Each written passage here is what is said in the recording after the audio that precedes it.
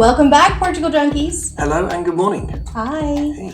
We are back with part 2 of our fun podcast from last week, where Q&A. I asked Mark a bunch of questions that he didn't know what I was going to ask about our experiences of moving abroad, just to get gut reactions and, unprepared answers.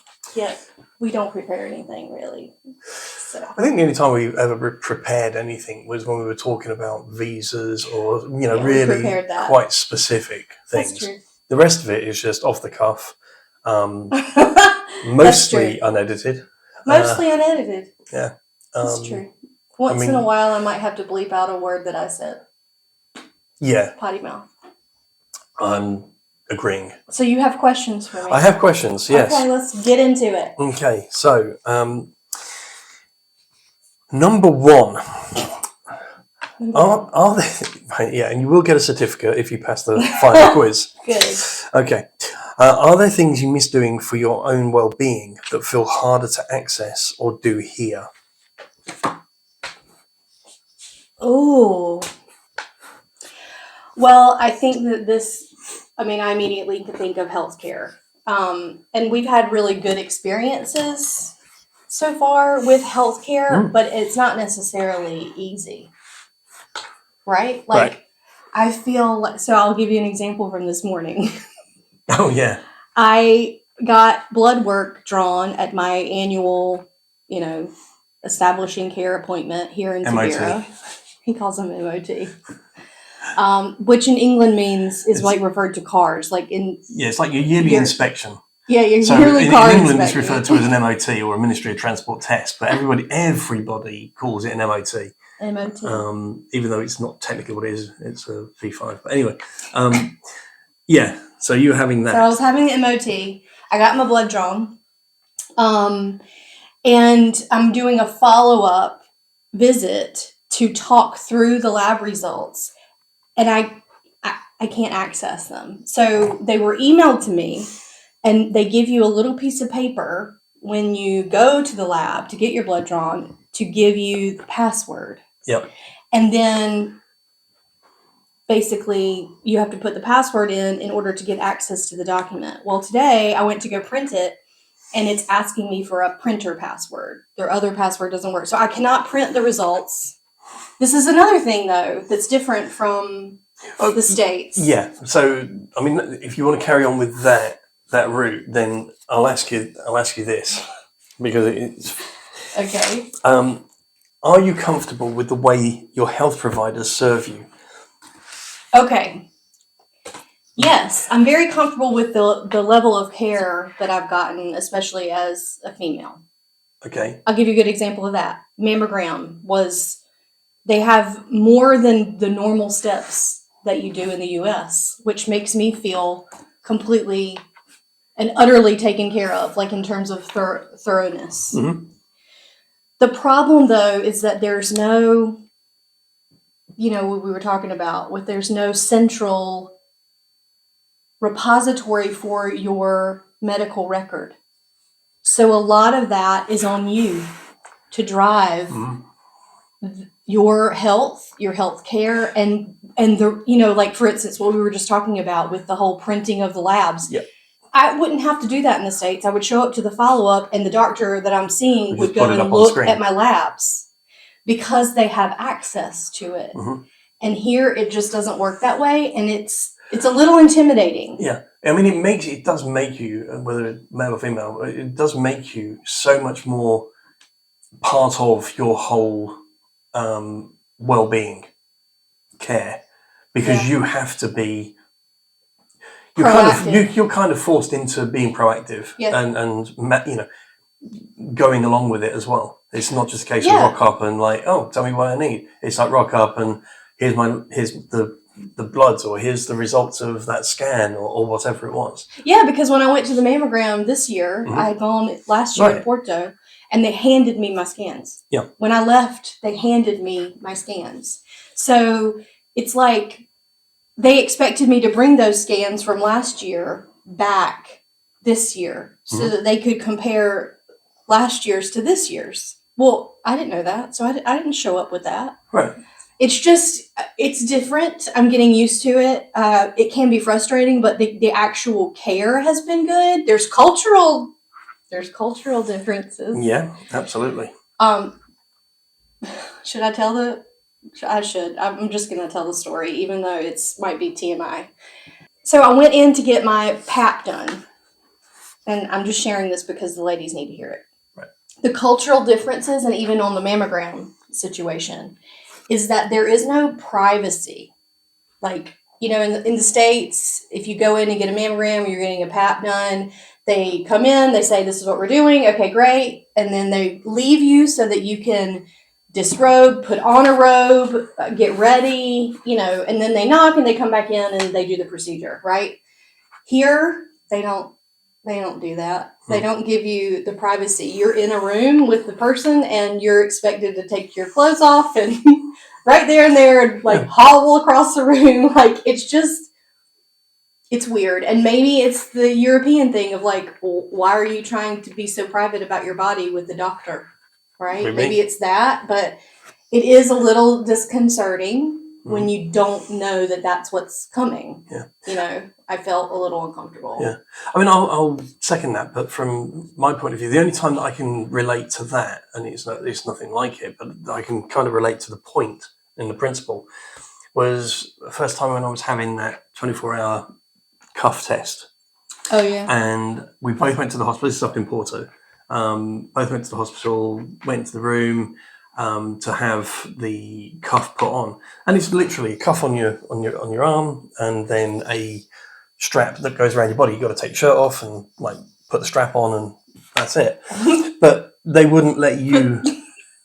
What? Sorry, put the strap on. Oh, we'll start that one. Should we start that one again? For God's sake. Maybe we'll keep it because it's funny. Child. Keep going. Anyway, so yeah, you go in, you have the cuff put on, you take your shirt off so they can put the strap around you, and that's it. But when we both walked in, she told you to go and wait outside. Oh yeah, I remember now. And to me, that was just weird. I mean, it's like, duh. Yeah.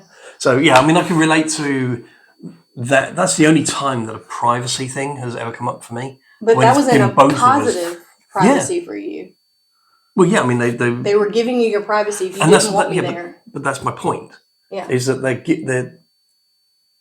the privacy element is it's you and you alone. So if I'd have gone with you to PAP or mammogram, I highly doubt they would have let me in. I also was a little bit weirded out, because usually in the U.S. there are two people present when you do any kind of pelvic exam. Right. Not so here. Really? It was me and the female doctor. Okay.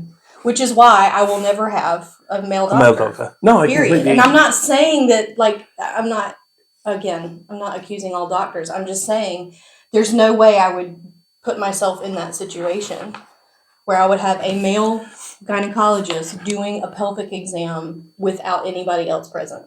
Right. Then maybe that's just the American in me. I don't know. I don't know if that's an American thing. I think that's honestly... Well, I'm not saying it's just an American thing. I'm just saying that it's obviously a thing here that you don't have to have... a chaperone. Yeah. I wonder if you asked for it, whether they would... I'm sure that they would, I guess. But I didn't really... Honestly, I didn't even think about it until it was done. Right. And then I was like, huh. And again, TMI, but the room is the room. Her desk is there. She's doing her emails and talking to you and consulting with you. And then you literally get up, you go to the other side of the room. Right. You take your clothes off, you sit down, and it's like, this is weird. It's just weird. It felt weird.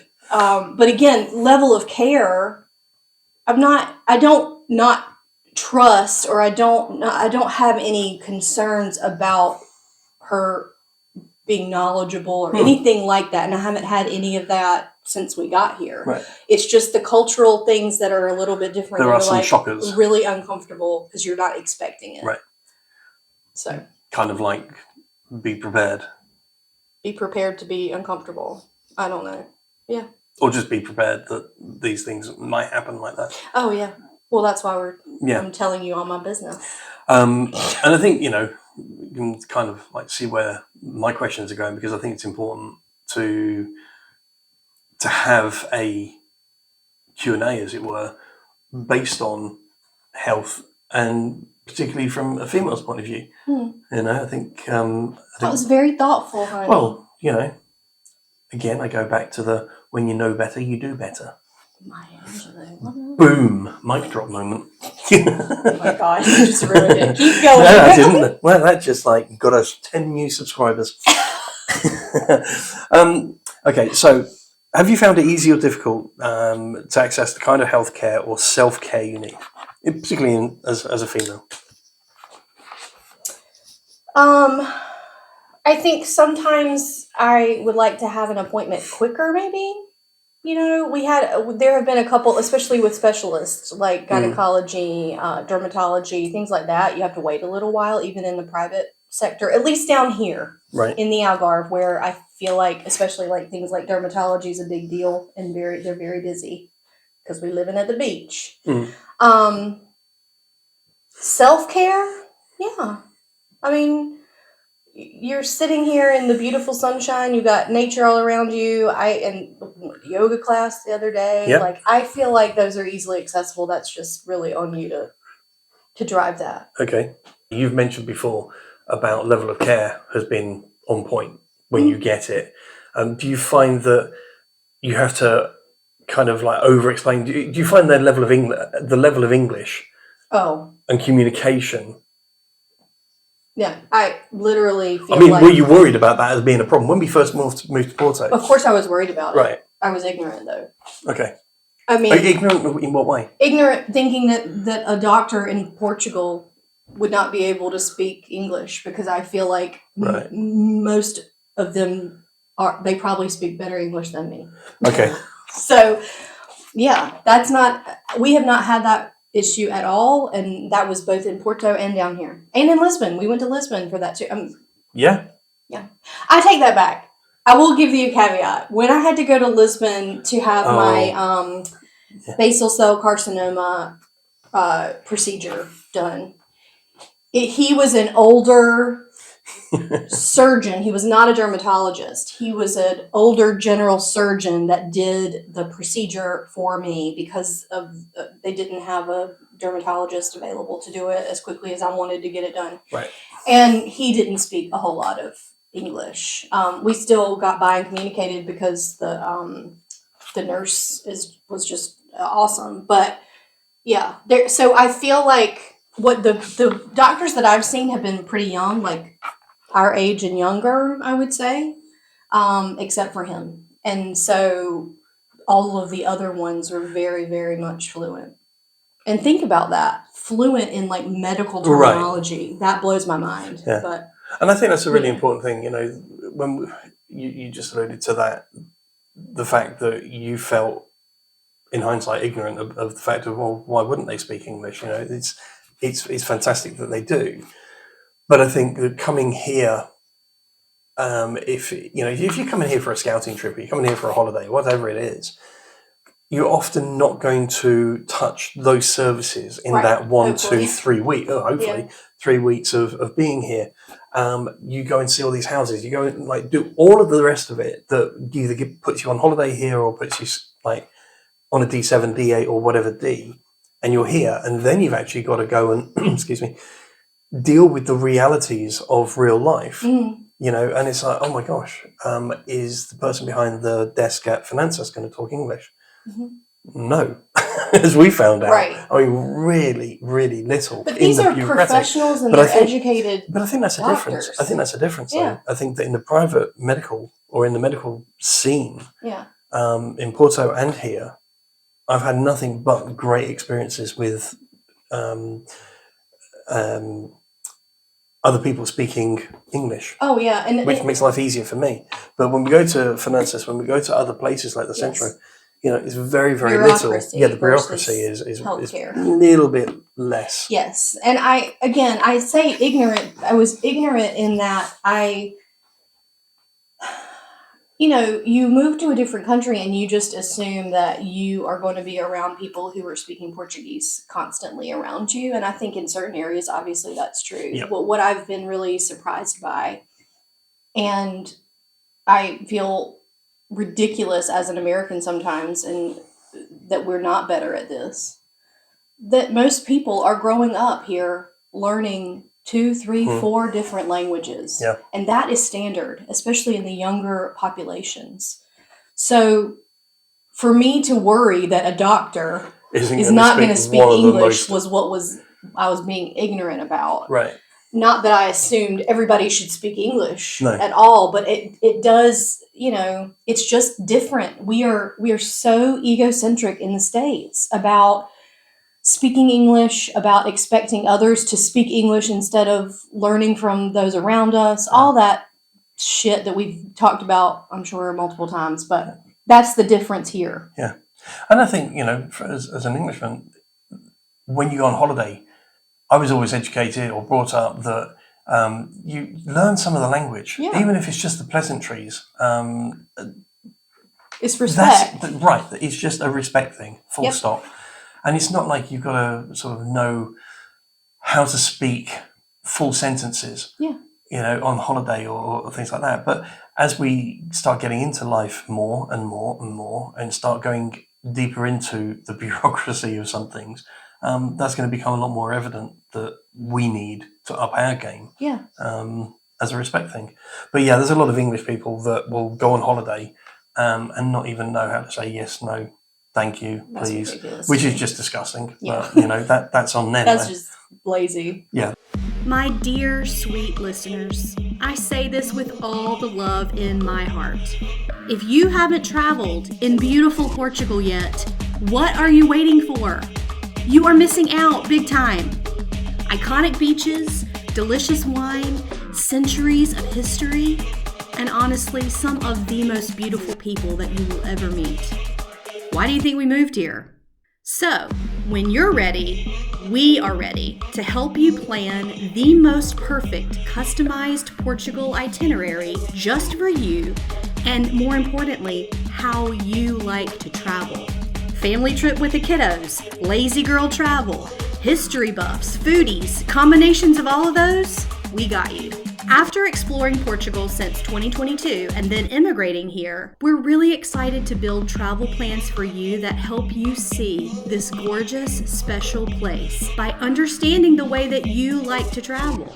Book a free call with us right now on our Stan store at stan.store/Portugal Junkies, and we'll talk through your ideal trip and start planning your customized Portugal itinerary. You'll even get your final itinerary on an app to use during your trip for easy access right on your phone while you're here. Remember, adventure is a verb, y'all. We're excited to help you plan yours. So, how has living in Portugal affected your mental and emotional well-being as compared to before we moved? I was pretty miserable before. And I don't want to forget that. I was actually thinking about it this week. I was pretty damn miserable before because of my job, because of not feeling like we were, living big, right? And that wore me down a lot. And then when we moved here, it's exciting, but you do go through the transition of moving to a new place, and that was emotional too. Yep. So it's up and down, but I will say that now what we've been talking about a lot recently is we've been here for almost a year and a half. We've had a long break, longer than most people ever have the privilege of being away from corporate life and leaving a traditional job. Yeah. And yet, almost daily now, I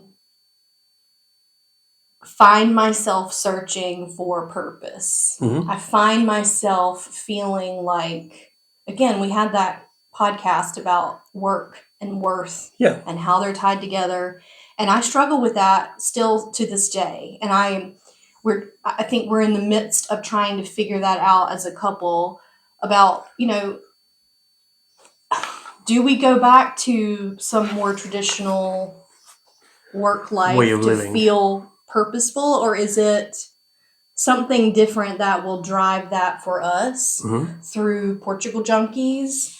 All the things. I mean, I'm a very type A. I was a really good student. I am a recovering perfectionist. And I feel like those characteristics make it really easy for someone like me to have those feelings after having a break for a year and a half. Right.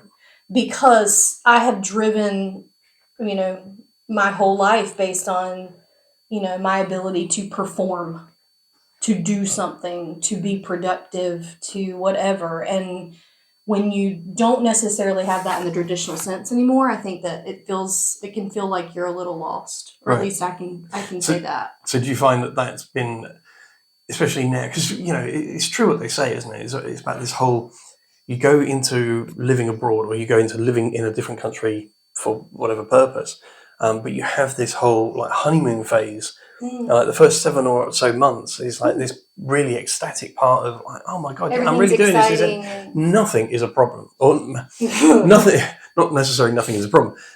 Everything is just absolutely ace. It's brilliant. Yeah. Even the bad things are fantastic, and then you get this, like you start moving into the realism real life world of like, oh, okay. Well, I've visited all the coffee shops around here. I've eaten at all the restaurants. Now what? Where am I going to find my joy? The thing. I think that's the crux. It's the now what. And we are very much a couple who's now whatting a lot more often than others. Yeah, I think. Now what? And I'm just not talking about like leaving and going somewhere else. I'm talking about what does the next phase look like of living here. Life, of our life, of. We were in the pool yesterday, and by the way, it was so hot yesterday. I only made it like an hour, and we were in the pool. So I looked at him and I was like, babe, what is it that really brings us joy? Right. Like really, when you peel everything else away, like what is it that makes us feel good? What makes us feel good about ourselves? All the things. And of course, Mark, as usual, turns around and he's like, I really just think it's helping people in some form or fashion. And that's very true to you. For me, yeah. I think for me, the more I think about it, it's this, like, I need this creative thing. Like, I've always been a creative person. I've had creative outlets. And our blog, this podcast, creating video, all those things really appeal to me, and I think that's why I continue to do them. Yep. But that's when I peel back everything. It's like I need to do something that sparks the creative in me. And I feel like when I sit back and ask myself what brings me joy. Yeah, that's what you asked me. So we need to. It's like we're just in that phase of now what. Right. And I don't know. It's a real place to be. Yeah. The now what is... It's not scary. It's just... No, I'm not scared by it, but I'm not scared by it. I just want to know what the next phase is going to be. Because I feel like the minute we decided that we were going to apply for this D7 visa and come over here, that was June 2 years ago. Right. So for the past 2 years, we have been in that mindset of this is what we're doing. This is what we're trying to accomplish. We got what we wanted to accomplish. We moved to Porto. We went through that process. We decided to move again. We moved again. Now we're here. We've been here for 8 months. Yep. What?